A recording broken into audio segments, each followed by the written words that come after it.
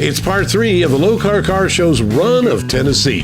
This time we're in Knoxville at Boys and Their Toys at the Fort Loudon Yacht Club.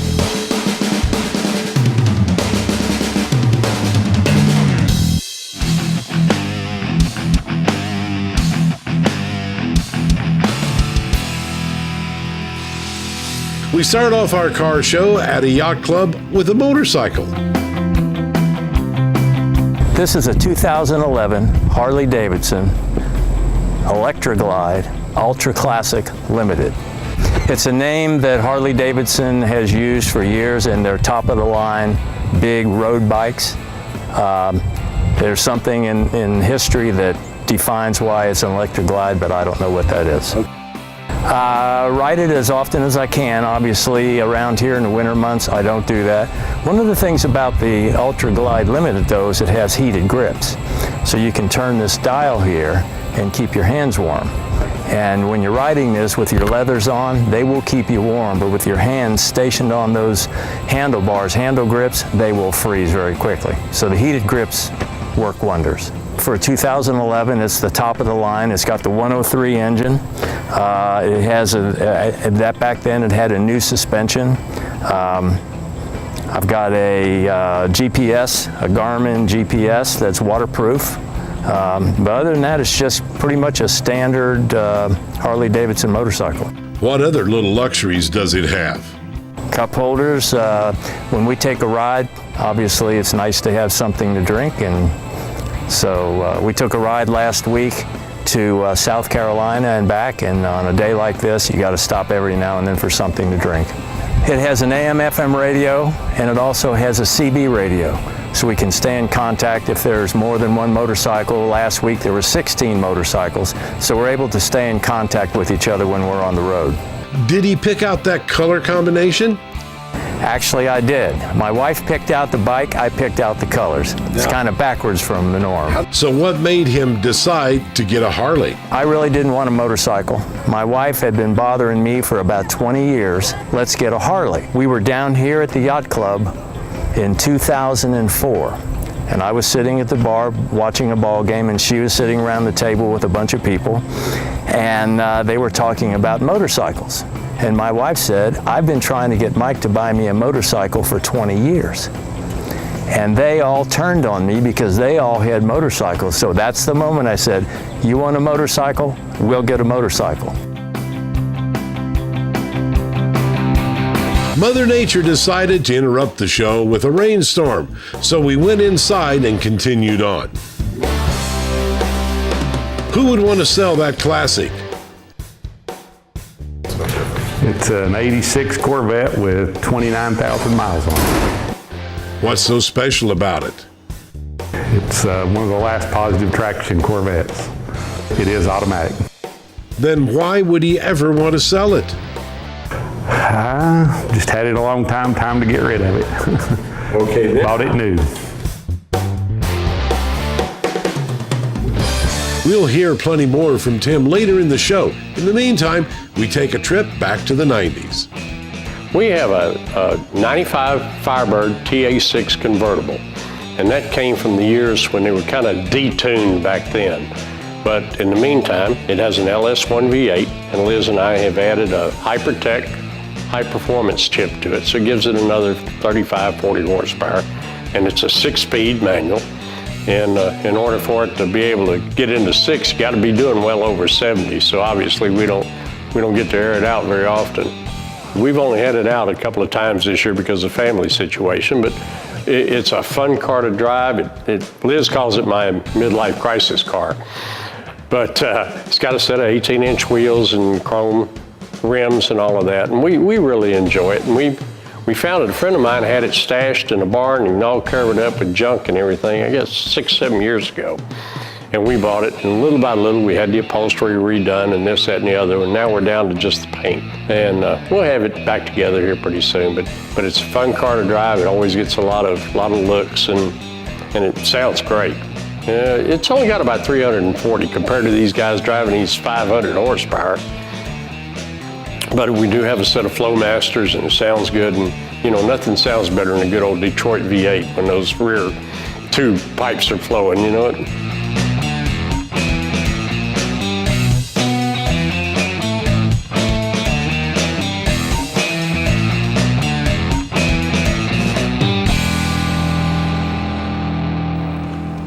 Coming up, a three-part piece on a single collection. This edition of the Lokar Car Show series is being brought to you by Lokar Performance Products, quality, plain and simple. And by ARP, the world leader in fastener technology. And by Steel Rubber Products, quality crafted rubber parts and weather stripping. And by Flowmaster, the exhaust technology company.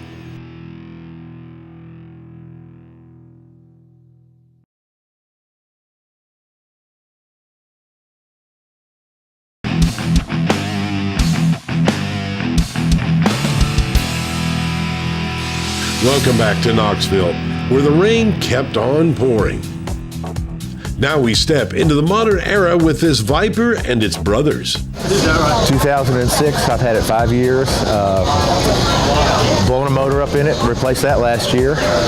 Coming out of my garage, going down my driveway, the oil pump stopped working, but I continued to drive the car and pretty much wrecked the motor. I've done a lot of work to it, a lot of custom work to it. I'll probably keep it forever. I've had it painted back to the factory colors. I've had it lowered, all the suspension done, the wheels and tires all custom, exhaust custom. We went to Kershaw, South Carolina. Me and my son, he took a Shelby GT500 and I took the Viper, and we spent 3 days there with the club with professional drivers, helmets, top speed. We would get about 140 miles an hour on the straights, and it was just a blast. It's very, very fast. Yeah, it's 10 cylinders. It's been worked on. It's got a tune on it. It's 200 mile an hour plus. Does Tim Carroll agree it's that fast? He lost to my four-wheel drive pickup in it at a red light. He kind of missed a gear a little bit, and I beat him through the red light. He went home. Right next to the Viper, we find a modern Corvette. Corvette Z06, it's a 2006 model, bright red. I bought it about 3 months ago from a friend of mine. It's been tricked out somewhat. Appearance-wise, it's been lowered, custom wheels and tires, custom exhaust system. It's been wrapped in the front with the bra, the clear bra. Under the hood, it's had a tune done to it also, and it's a fun car. It's totally different than the Viper, but it's a neat car. It's like day and night. The Viper is just a raw muscle kind of car, and the Corvette's kind of a luxury, if you will, luxury out of a Corvette, but it's kind of a comfortable car. They're both plenty fast. The biggest difference I know in the two cars is the Viper handles much, much better than the Corvette, by far. Just the high performance Corvette brand, it's got a bigger motor in it, a 427 motor in it. Some appearance issues on the outside that are different than the other Corvettes, but just a little more performance. He still can't drive.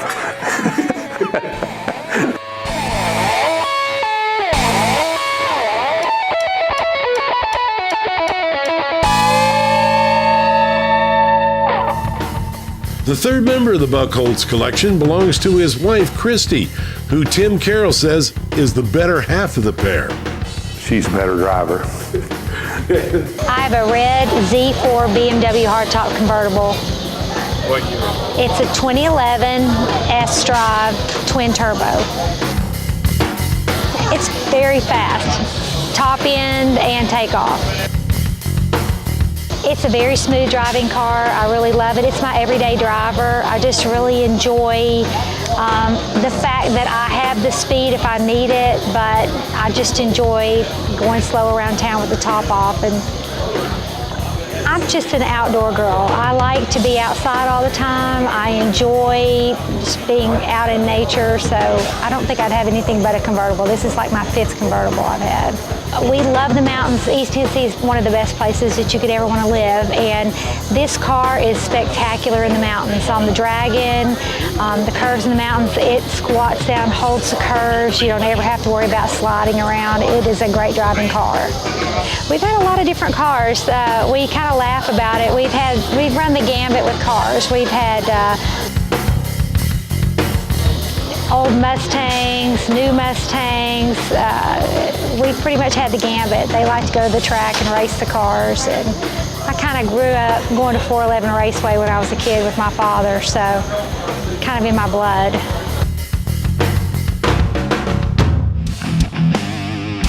Coming up, another multi-car collection takes center stage.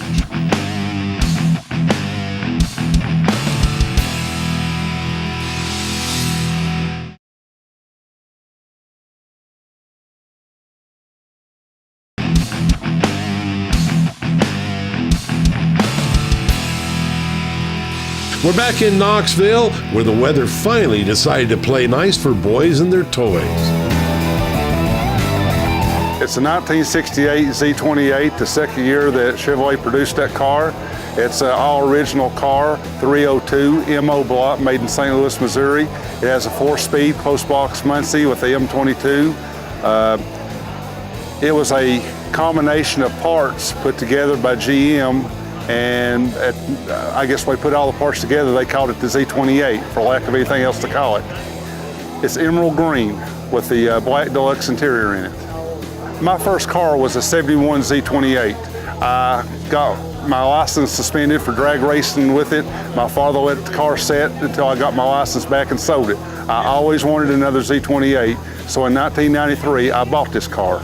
I bought it from a local person here in Knoxville. The car was originally sold in Asheville, North Carolina, and I bought it from the second owner in 1993. Has he made any improvements since he got hold of this Camaro? Nothing other than maintenance, just kept it running. The car sets, I put less than 100 miles on it in 21 years. What kind of carburetor is under the hood? I just recently learned what that carburetor is. It's a Holley 780, a List 4150-DZ. I just had it rebuilt. It takes a special Holley kit. It's called the Trick Kit. It's only good for that carburetor. Quite expensive, and I had Terry Hensley with Hensley Racing rebuild that carburetor. It's unlike the Quadrajet, which was $39 and 20 minutes for him to rebuild that one. Out of that 100 miles, how many of them went toward racing that old girl? Never raced it. Got it out once about 15, 18 years ago and raced it against the 442 on the street. And done real good with him up to about 105 mile an hour, and I have a 410 Positrack in it, and I had that was all it had, and that 442 W30 hit 4th gear and went on. Right next to that Camaro was its own brother. It's a 68 Rally Sport car, 327 4-speed, just a basic Camaro. A friend of my father's restored the car, Wayne Pope, locally, and I purchased it about 4 years ago. Sounds good, drives smooth. It's not performance, it's just a good driving car. Rebuilt the carburetor. My car's, the green one hadn't seen sunlight in 4 years. They sat there, the carburetors gum up and have to be rebuilt, whatever. I changed the oil and drive them 20, 25 miles, put them back in the garage. The blue one, the 68 Rally Sport, it's just a good, easy running car. It's a hydraulic lift cam car. It's just good performance and economical. That's a beautiful pair of Camaros. What does Tim Carroll think of that Camaro collection? He does okay. He doesn't have any tags or any insurance, but he has a lot of nice cars. We were leaving a buddy who had been injured in a 4-wheel accident, and we're leaving the hospital, and the last words I heard were, "Watch this." and he kind of went through the median and got stuck for about an hour. It was not a very pleasant evening.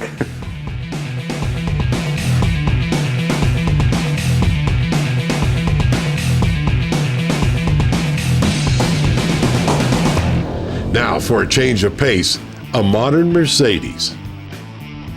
For a long time, I wasn't in cars, but I had a 51 Ford Crown Victoria with a Thunderbird engine in it. It was a pretty good performer. I had 55 Chevrolet.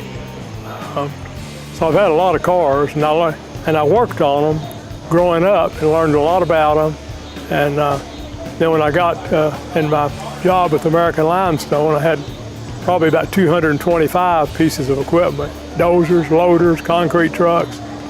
And it really helped me because, I was able to relate and built shops. We had a bunch of different shops and locations. That's a long history, but what made him choose a Mercedes? I really just picked it out to drive. And then I had a van, I gave it to my son.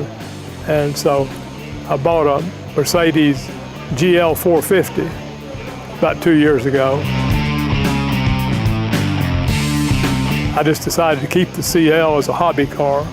So I keep it in the warehouse and just drive it periodically.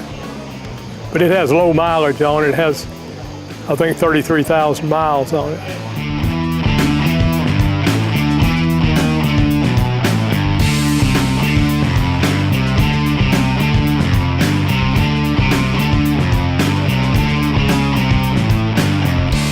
Coming up, a trip back into the past.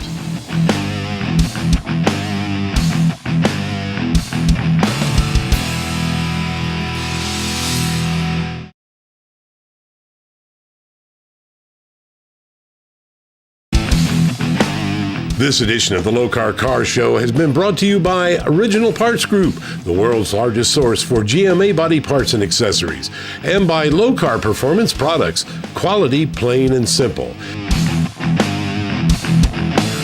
And by ARP, the world leader in fastener technology. And by Brothers Truck, your #1 source for 1947 through 87 Chevy and GMC truck restoration. We're back and taking a trip halfway into the last century. Well, that 57, actually, we acquired that car in 1975 when we lived in Atlanta. I was in the car business, and I bought and sold a lot of old cars.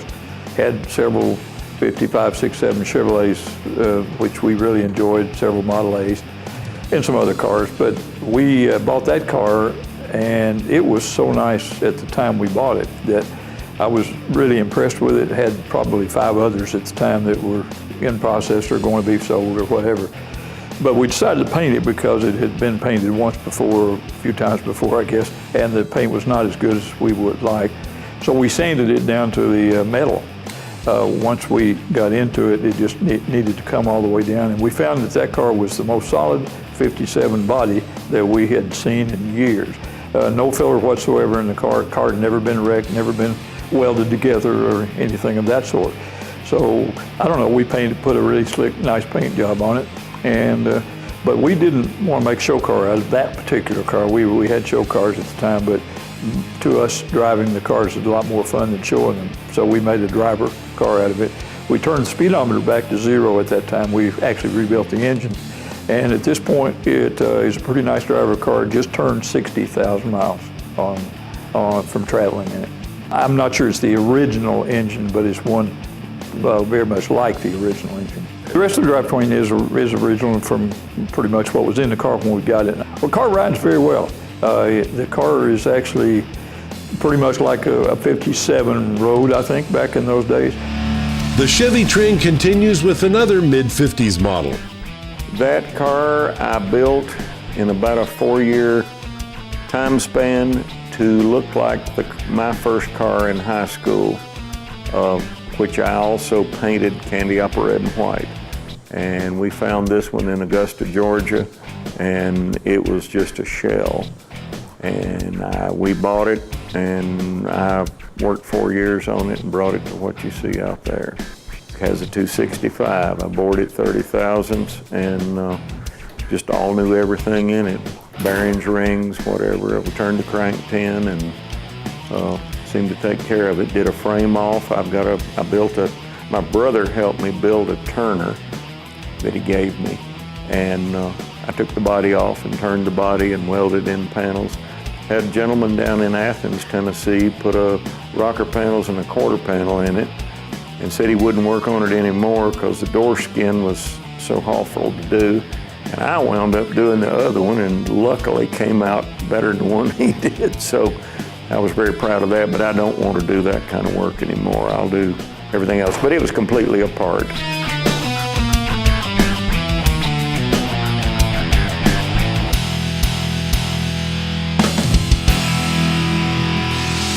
This week's Lokar Lowdown. Hey, I got a bench seat in my car, and I just don't know what to do about the shifter. I know what I do. I call Lokar. You guys can hook me right up. Absolutely.